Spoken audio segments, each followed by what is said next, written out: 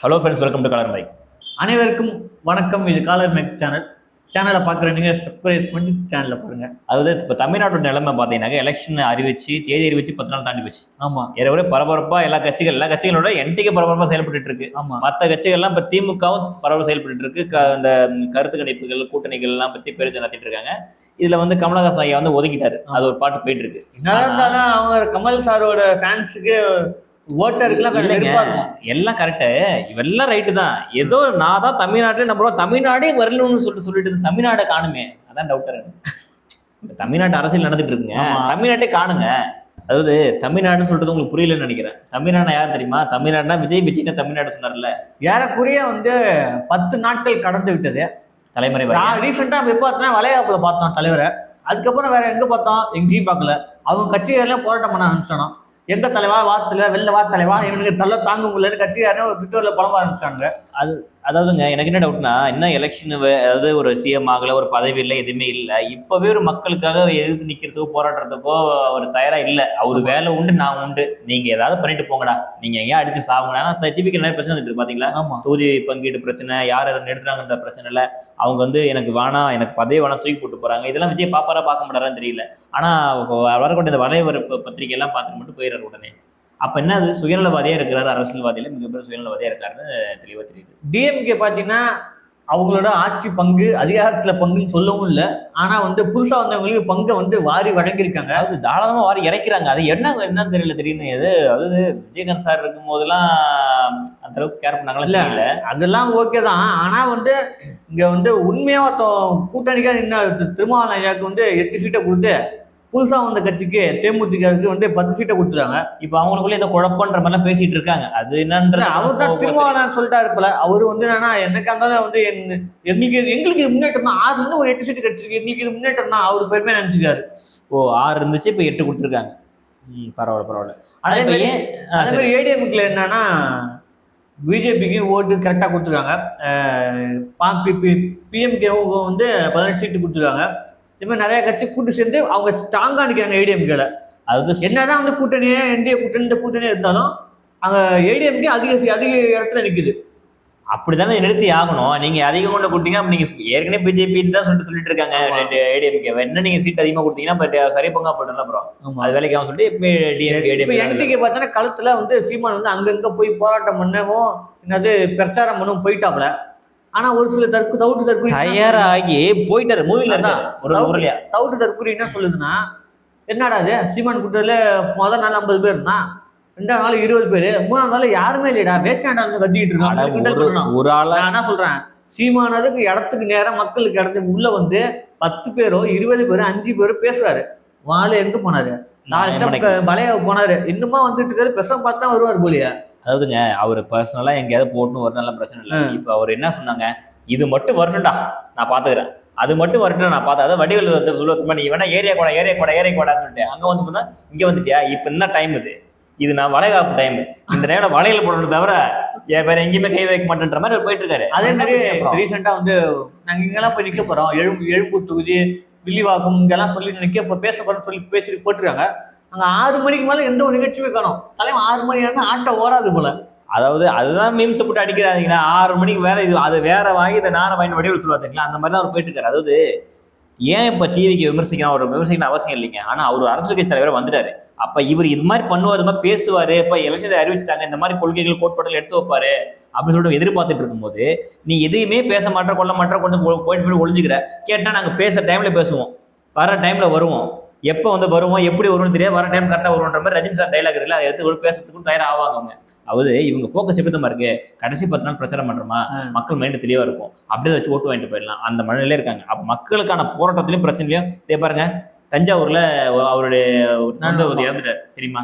நீங்க எது எல்லாத்தையும் விட்டுருங்க, இப்ப அரசியல அவ்வளவு மறந்துருங்க. ஒரு சாதா மனிதாபான அடிப்படையில் போயிட்டு அவங்கள்ட்ட ஒரு காரணம் சொன்னியா, ஒரு ட்விட் போட்டியா, நீ நான் அதே சொல்ல வேணாம், ட்விட்டு குடும்பம் அவன் கை வந்து விரல வந்து விளக்காம போயிடுச்சு. இப்ப நம்ம வந்து 1000 தான் வந்து திமுக மேல விமர்சனம் இருக்கு. ஆமா, விமர்சனம் இருக்குதான். ஆனா அன்பில் மகேஷ் கிண்டல் பண்ண நினைக்க அதுதான் சொல்லிட்டு இன்னைக்கு வந்து ஒருத்தன் செத்ததுக்கு அவங்க வேற ஒருத்த கட்சி தான் செத்ததுக்கு அங்க போய் நின்னாரு. ஆனா இங்க என்ன பிரச்சனை என்ன பண்ணிட்டாங்கன்னா, போய் இங்க போறாரு விஜய், இங்க போறாரு அன்பில் மகேஷ், ஸ்கூல்ல ஒரு பையன் மண்டை கீழே வந்து அடிஞ்சு செத்தப்ப அங்க போலையே, அவரால முடிஞ்சது எங்க போகணுமோ அங்க போற. இதை ஒரு அரசியல் கூட பண்றாரு அவரு. நான் சொல்றேன், இது அரசியலுக்காக தான் இது பண்றாரு அவரு. அட்லீஸ்ட் அந்த ஒரு இதாவது உங்களுக்கு இல்லையே, ஏன் ஆதரவு நான் போயிருக்கலாம்.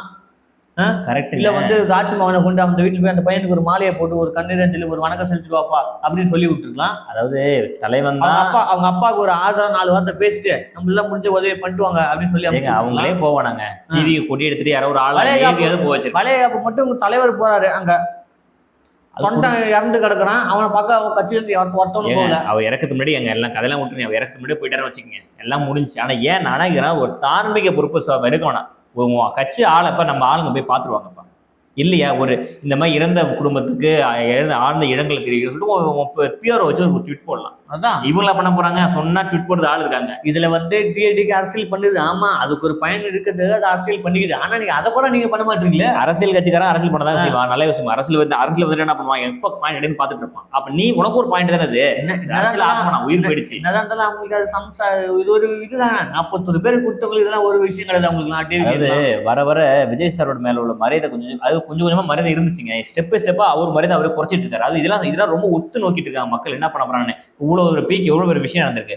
ஒன்னும் அவங்க அப்பாவுக்கு ஃபோன் பண்ணி பேசலாம். போன்ல பேசலாம்ல, நேரில் வந்தா தான் அவரை குறை சொல்றாங்க. ஆமா, போன்ல பேசலாம். நீ பப்ளிசிட்டிக்காக பேசு, போன் பேசி வீடியோ கால்ஸ் ஆடியோ ரிலீஸ் பண்ணு. அப்ப விஜய் சார் பேசிட்டாங்க அப்படின்ற ஒரு மக்களுக்கு ஒரு மனதில் இருக்குமா இருக்காதா? நீ எதுக்குமே பேச மாட்டா, கேடு அங்க போய் நேரா போய் தனி ஃபிளைட்ல போய் உட்காந்துப்ப. இவர் நினைச்சாருன்னு என்னாலும் பண்ணலாங்க. தெரியுமா? எல்லா அனிதா ஒரு அம்மா வந்து இறந்தாங்கல்ல, அவங்க சாவுக்கு போயிட்டு அவங்களுடைய இதுக்கு போயிட்டு வந்தாரா இல்லையா?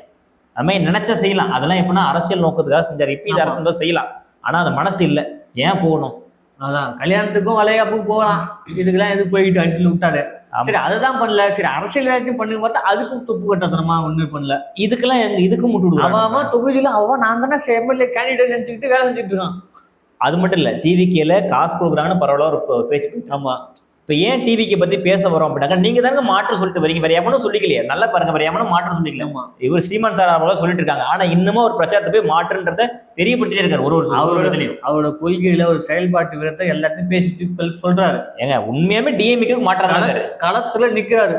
ஏங்க அதாங்க சிம்பிளாங்க. திராவிட கட்சிகளுக்கு மாற்றுன்னு தெரியுதா இல்லையா? ஆமா, இவர் எதுல நிக்கிறாருன்னு தெரியலையே. மது மேல் போன மாதிரி நான் இதுவா அதுவான்னு தெரியலன்னு சொல்லிட்டு மேல ஏறி நிக்கிறாரு. நான் இப்படி குதிப்பா அப்படி குதிப்பான்னு தெரியாத மாதிரி. என்ன அது எலெக்ஷன் நிலைப்பாடு இது. அதே மாதிரி இன்னைக்கு ஓட்டு போடணும் முடிவு பண்ண பிறகு என்ன சொல்லிட்டு பண்றீங்கன்னா, கொஞ்சம் கன்சிடர் பண்ணி பாருங்க. யாரு எப்படி இருக்காங்கன்ற கன்சிடர் பண்ணி பார்த்து ஓட்டு போடுங்க. இவங்களுக்கு போட்டு அவங்களுக்கு போற உங்க விருப்பம் அது. ஏன்னா ஜனநாயக ஒரே ஒரு உரிமை நம்மள்ட்ட இருக்குது, ஓட்டு மட்டும் தான். காசுக்கு தயவு செஞ்சு ஓட்டை வித்துறாதீங்க. இந்த தர கொஞ்சம் உஷாராகுங்க. அதே மாதிரி மாற்று சிந்தனைன்னு சொல்லிட்டு வரவங்களை உண்மையா மாற்று சிந்தனை இருக்காங்கன்றத நீங்க கொஞ்சம் மாற்றி யோசிச்சு பார்த்தீங்கன்னா கண்டிப்பா தெரியும் உங்களுக்கு. இப்ப பாத்தீங்கன்னாக்க அதே மாதிரி வந்து இப்ப ஒரு நாள் பிரச்சாரங்களும் ரொம்ப வேகமா மேற்கொண்டு இருக்காங்க. இப்ப பிரச்சாரங்கள் போயிட்டு இருக்குது. ஒரே ஒரு கட்சி என்னன்னா என்டிக்கு போயிட்டு இருக்காங்க. என்டிக்கு பிரச்சாரம் வித்தியாசமா இருக்கு பாத்தீங்களா? பஸ்ல போயிட்டு பிரச்சாரம் பண்ற அந்த வக்கீல் வந்து பாத்தீங்களா, அவர் வீடியோ ஷார்ட்ஸ் எல்லாம் வந்துட்டு நிறையா. அவர் போயிட்டு என்ன பண்றாரு, யாரும் டிஸ்டர்ப் பண்ணல. அவர் பாட்டு போறாரு, அவர் பாட்டு பேசுறாரு, அவர் பாட்டுக்கு என்னென்ன கருத்துக்கள் இருக்க சொல்றாரு.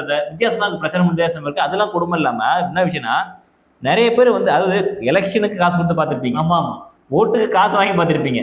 நீங்க கொடுத்து எப்ப நீங்க செலவுக்கு வச்சுங்கப்பா சொல்றாங்க அப்படின்னா எந்த அளவுக்கு மக்கள் பாசமா எந்த அளவுக்கு உணர ஆரம்பிச்சிட்டாங்கன்றது இந்த எலெக்ஷன் நிறைய தெரிய வருது. உண்மையாலுமே இது வந்து என்டிகேக்கு வந்து மிகப்பெரிய ஒரு ஓட் பேங்க் இந்த எலெக்ஷனை கொண்டு வரும்ன்ற ஒரு நம்பிக்கை ஏற்படுத்தி இருக்கிறாங்க. கண்டிப்பா இந்த வருஷம் வந்து ஆனா வந்து இந்த எலெக்ஷனை விட்டுட்டோம்னா இதுக்கப்புறம் வந்து கஷ்டம். ஏங்க ஆனா ஒண்ணுங்க, ஏன்னா சில நேரங்கள்ல நாங்க வந்து ஆரம்ப காலகட்டத்தில் பாத்தீங்கன்னாக்க யோசிச்சது இல்லை. இந்த எலெக்ஷன் ஏன் இந்த யோசிக்க வைக்கிறது அப்படின்னு கேட்டீங்கன்னாக்கா ரொம்ப காம்படிஷன் ஹெவியா இருக்கு. 4 முனை போட்டியா இருக்கு. மக்களே ஒரு கன்ஃபியூஷன் இருக்காங்க. டிஎம்கே தேர்ந்தெடுப்போமா, ஏடிஎம்கே போகலாம் பார்த்தா ஏடிஎம்கே பிஜேபி கூட இருக்கு. இவர் வந்து டிவிக்கு தேர்ந்தெடுக்கலாம் பார்த்தா டிவிக்கு வந்து டிவிலேயே ஃபோக்கஸ் பண்ணிட்டு இருக்காங்களே. அதே மாதிரி என்னன்னா பாண்டிச்சேரியில் வந்து 4 வந்து பிஜேபி சார்ந்தவங்களுக்கு வந்து இடம் கொடுத்துருக்காப்புல.